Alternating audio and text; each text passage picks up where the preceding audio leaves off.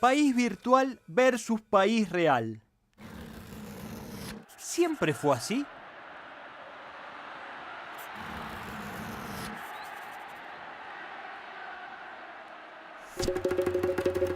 En agosto de 1812, Belgrano estaba en Jujuy al frente del Ejército del Norte cuando recibió la orden desde Buenos Aires, del Triunvirato, de que se replegara a Córdoba frente al avance del ejército español que lo superaba en número y en armamento. Belgrano los desobedeció, convocó al pueblo y le transmitió su idea. Debían utilizar la táctica de la tierra arrasada. Esto es, llevarse todo lo que pudieran y quemar el resto. A esto se lo conoce como éxodo jujeño. No tuvo que insistir. Acompañaron a Belgrano en su repliegue hacia Salta y Tucumán, donde finalmente, un 24 de septiembre, enfrentaron y derrotaron al ejército colonialista. Hay que decir que si no fuera por la desobediencia de Belgrano, que se quedó en Tucumán, luchó y ganó, es muy probable que el norte se hubiera perdido en manos españolas. Nuestro país terminaría a la altura de Córdoba y hoy no tendríamos ni a la Negra Sosa, ni el Tren de las Nubes, ni esas ricas empanadas. Nos decían que no podíamos vencer a los realistas, pero independizamos nuestra patria.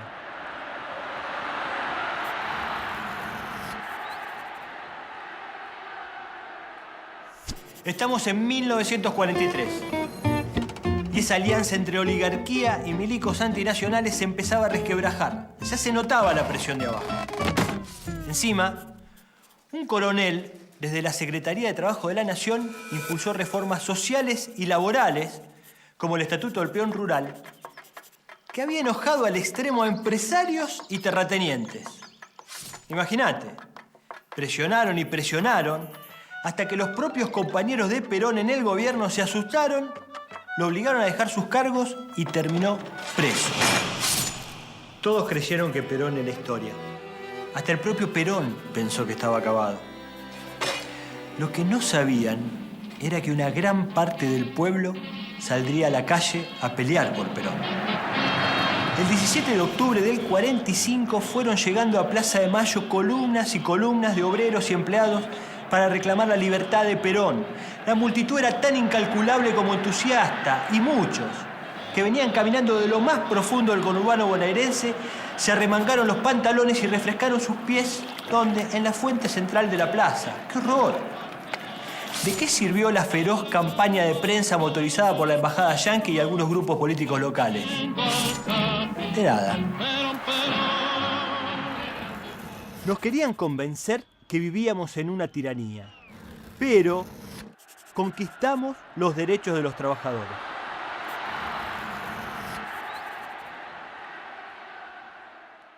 En 1983, el regreso de la democracia nos esperanzó a todos.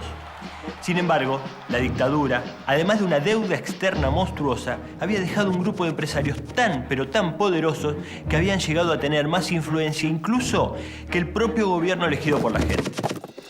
La sociedad rural, el FMI, el Grupo Clarín y las corporaciones condicionaron tanto al gobierno de Raúl Alfonsín que no pudo terminar su mandato en medio de una hiperinflación inédita. Nos repitieron tanto que achiquemos el Estado porque no servía, que terminamos creyéndolo. Vendieron la luz, el agua, los teléfonos, los aviones, los trenes, el petróleo, todo. Lo único que nos quedó fueron deudas. Las fábricas cerraron. Y para conseguir recursos, nos endeudaron con el FMI, que nos iba a aconsejar de onda qué hacer con nuestra economía. Hicimos todo lo que nos pidieron y cada vez nos fue peor. Es más, íbamos a viajar en cohetes a la estratosfera. Lo más parecido fue un presidente huyendo en helicóptero. Nos quedamos sin industria nacional, con récord de pobreza e hiperdesocupación. Obviamente y por suerte, en el 2001 el pueblo dijo basta al ritmo de las cacerolas y con la calle como testigo. Ahora que lo pienso, FMI debe querer decir fuimos muy idiotas. Afortunadamente en el 2005 les dijimos chau y empezamos a decidir por nosotros mismos. Nos decían que achicar el Estado era agrandar la nación. Pero recuperamos el Estado y volvimos a manejar nuestra economía.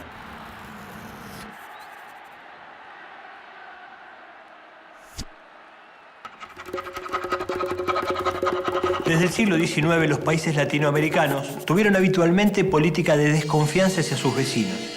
En nuestro país, muchos creían que nuestra política exterior debía estar basada en cuidarse de los vecinos y en buscar la forma de debilitarlos. Irónicamente, podríamos decir que en este tema no había límites. Hubo gente que planteó la necesidad de la integración, pero ganó la postura de neutralizar el poderío de los que se veían como rivales. En los últimos años se delineó una política regional diferente, cuyo objetivo es la integración. ¿Para qué? Para construir un bloque que opere en conjunto ante el mundo. Al fin, el sueño de San Martín y Bolívar empezó a hacerse realidad. Una Latinoamérica unida y fuerte. A tal punto se lleva adelante esta idea que Brasil se convirtió en un aliado estratégico de la Argentina y viejas disputas limítrofes con Chile se suplantaron por colaboración.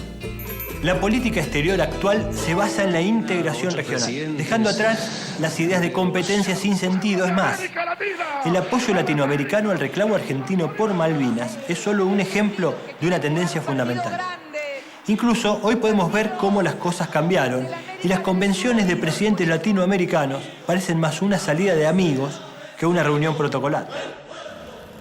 Nos decían que desconfiemos de nuestros vecinos, pero estamos construyendo la patria grande.